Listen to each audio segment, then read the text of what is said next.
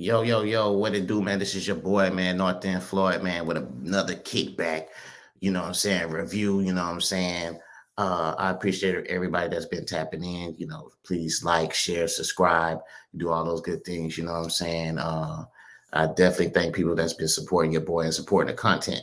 But let's get on to it, man. Scientists have discovered, some underwater discoveries that change everything, It seems like the scientists are discovering a lot of things now, I don't know if it's the technology or is it, the enthusiasm to go try to find these things or what it is, man. But I'm all for it. I'm excited for it. So let's see what they found underwater that's gonna change everything, like they say, So let's tap in. Like I say, man, please like, subscribe, share, do all those things, man. Let's rock out, man. Let's do our thing,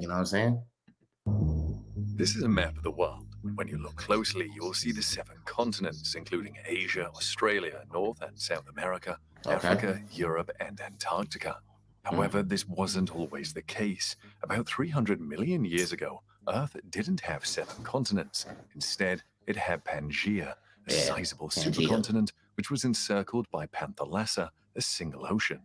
Up until about 200 million years ago, during the Triassic period, Pangaea was the only continent on Earth. Then it started to fragment. Pangaea was divided into 2 new continents, Laurasia and Gondwanaland, Mm. during the Triassic period. Go on it, The land. smaller continent, Laurasia, migrated north and eventually broke off into what is today known as Europe, Asia, and North America. The bigger Mm. one, Gondwanaland, divided into the modern continents of South America, Africa, Australia, Antarctica, the Indian subcontinent, Okay, and that's the pretty Arabian cool. Peninsula, which together make up nearly 2/3 of the modern continent.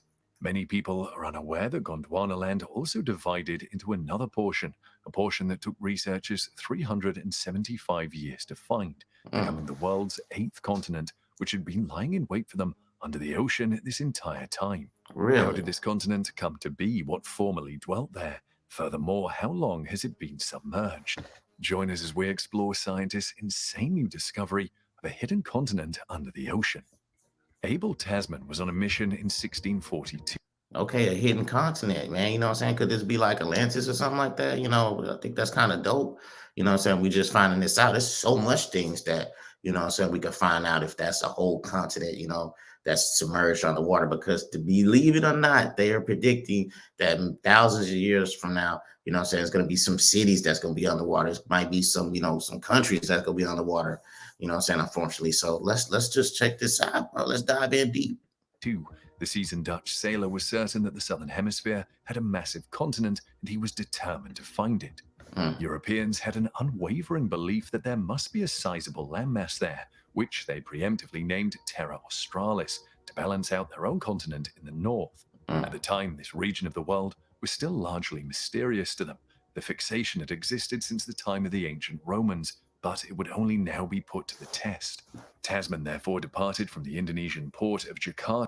Teachers of Tomorrow. I was Oh calling to get man, more info on how to join your teacher certification program. We make joining our program. get that out of On here. August 14th in 2 tiny ships and sailed west, south, then east until arriving at the South Island of New Zealand. It was not a good start for him when he first met the Maori inhabitants, who were believed to have arrived Oh in the area shit. hundreds of years earlier. On day 2, some of them set out in a canoe and rammed a small boat that was carrying messages Damn. between the Dutch ships. Boys was set Dead were tripping. 4 Europeans. The fate of the Europeans' targets is unknown after they fired a cannon at 11 additional canoes. And that was the end of his expedition. Tasman gave the tragic spot the ironic name Murderer's Bay and sailed home a few weeks later without Boys weren't having playing no even set games. foot on this new continent. Although he thought he had found the big southern continent, it was obviously not the commercial nirvana he had envisioned. He never came back. Australia had already been discovered by this point, but the Europeans believed it was not the legendary continent they were looking for. When they changed their minds, it was later given the name Terra Australis. Tasman had no idea that he had been correct all along. There was a continent missing. When a team of geologists revealed the discovery of Zealandia, they made headlines. It is roughly 6 times the size of Madagascar and spans 1.89 million square miles, 4.9 million square kilometers. Okay. The team boldly declared that there are more than 7 continents, despite the fact that encyclopedias, maps, and search engines had long maintained that there are only 7. But as we can see now, there are actually 8 of them, and the newest one is the smallest, thinnest, and youngest in the entire world, shattering all previous records. Only a small number of islands, including New Zealand, protrude from the ocean's depths, making up 94% of it. That Google One, Earth it is had been awesome, hiding in man. plain sight. But that was only the start. The continent is still mysterious 5 years later, its secrets zealously guarded beneath 6,560 feet, 2 kilometers of water. One of the largest marine domains in the world was unleashed when the continent was ultimately revealed to the globe. In addition to New Zealand, the continent includes Lord Howe Island Where's and that Wallis at? Pyramid, 2 minor Australian territories, as well as the island of New Caledonia, a French colony noted for its stunning lagoons. One 18th century explorer claimed that the latter appeared not to be larger than a canoe. Zealandia was formerly a part of Gondwana, a supercontinent that once covered the entirety of the... You know what I think I'm gonna do? I think I'm gonna buy me a map of Pangea and probably what they just said. I ain't finna pronounce it. I ain't finna clown me on there. But I think that'd be dope, man. I think I'm gonna order that for my, I'm saying, my podcast room, my little studio, or whatever. Map of Pangea and shit like that. I think that's gonna be pretty fly, bro. You know what I'm saying? Probably gonna have to go to Amazon. They got everything on there. So y'all let me know where I can find that at. The southern hemisphere was formed around 550 million years ago. It was located in a corner on the eastern side, bordering a number of other countries, including the entirety of eastern Australia and half of West Antarctica.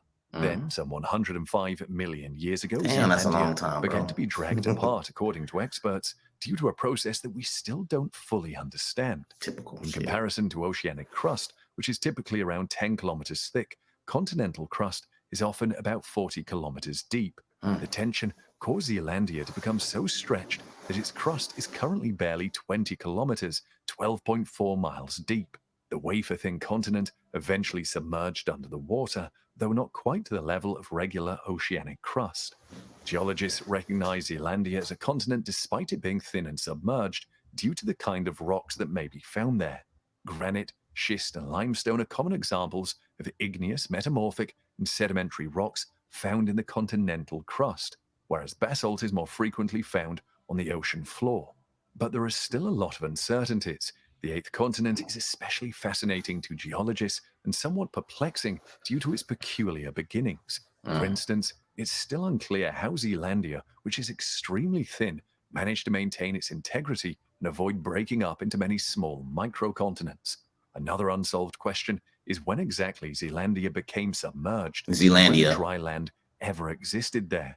The ridges that are currently above sea level were created when the Australian and Pacific tectonic plates collided. What lived there becomes a question as a result of this. Gondwana itself was home to a diverse range of flora and fauna, including the first 4-limbed land animals, and later an abundance of the largest creatures to ever live, the Titanosaurs. Damn, I ain't never heard of Titanosaurs. Climate, a 39 million square mile, 101 million square kilometer range. Therefore, could their preserved remains be scattered across the rocks of Zealandia?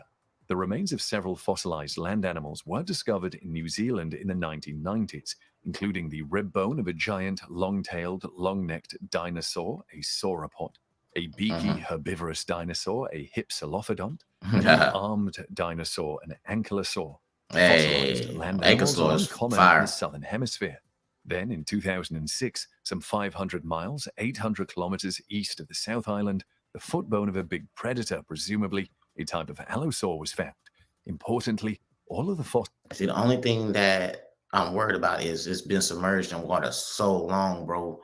You know what I'm saying? A lot of things probably been washed away, floated away, It's more different than if it was like just the landmass, you know what I'm saying? Just dry, we could dig it up and stuff like that, find things, find bones and stuff like that. But the point that it's been submerged for millions of years, bro, I mean, shit, I don't know if we could be able to find anything, you know what I'm saying? But just acknowledging that something was right there, that it was a continent, I think that is pretty cool.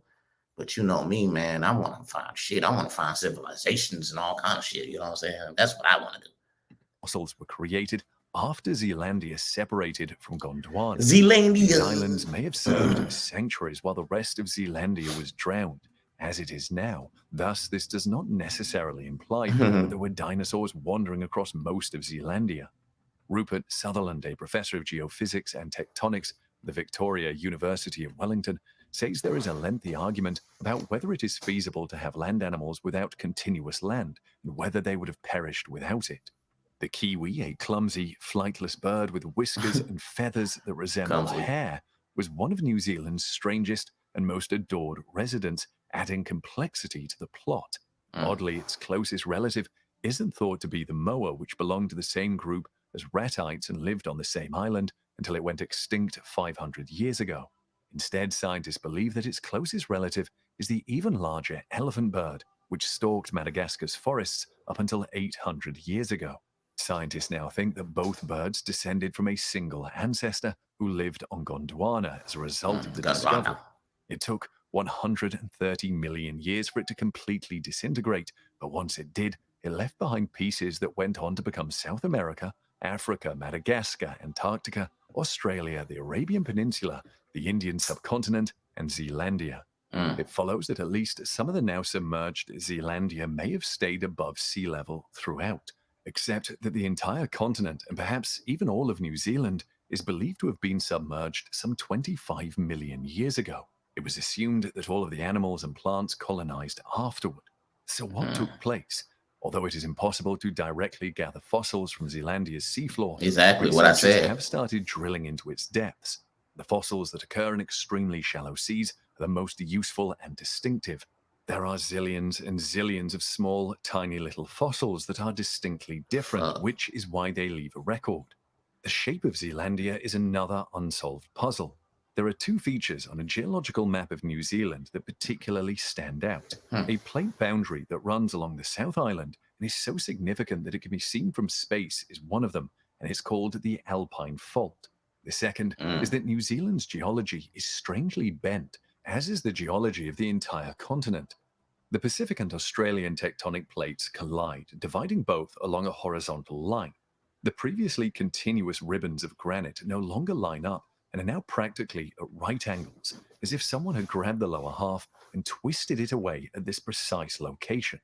That the tectonic plates shifted and in some way bent them out of shape is an obvious explanation, but the precise details of how and when this occurred remain a complete mystery. There are many ways to interpret this, yet there is still a lot that is unknown. The continent is unlikely to reveal all of its secrets anytime soon, according to Sutherland. But everything is 2 kilometers, 1.2 miles underwater, and the layers you need to sample 1.2 miles, meters, 1,640 feet below the seabed as well. He says it's rather challenging to make findings. Exploring a continent like that is quite difficult. Therefore, sending ships out to survey areas simply requires a lot of time, money, and effort. Even if nothing else, the existence of the 8th continent in the world proves that nearly 400 years after Tasman's exploration, there is still much to learn. Let us know your thoughts about this discovery in the comments section. See, man, we just a young civilization, us humans and stuff like that. We're still young. We're still trying to figure out our own planet. We're still trying to figure out what's in the water. We're still trying to figure out, what's in space. So, we're still exploring, man, new things and uncovering hidden truths and stuff like that, which is kind of dope, shit, man, the future, man, it's going to be crazy because, we're finding planets out there, exoplanets out there. We're finding new things in the water and stuff like that. So, as humans, as our race gets older, gets more mature, we're just gonna be discovering all kind of shit, man. And I wish I could be there, live throughout that. Unfortunately, we can't or whatever, but some dope shit is happening, man. So, man, okay, scientists, they discovered a hidden continent. I think that's kind of dope, man. Let's go change history. Let's go change what's in the history books. We only learned about certain continents, but we got continents that's underwater and shit. That's dope. But anyway, man, I'm out of here, man. Y'all, like I said before at the beginning, y'all please like, subscribe, share, man. Y'all be safe. Y'all be blessed. Y'all be 100, man. I'm out of here.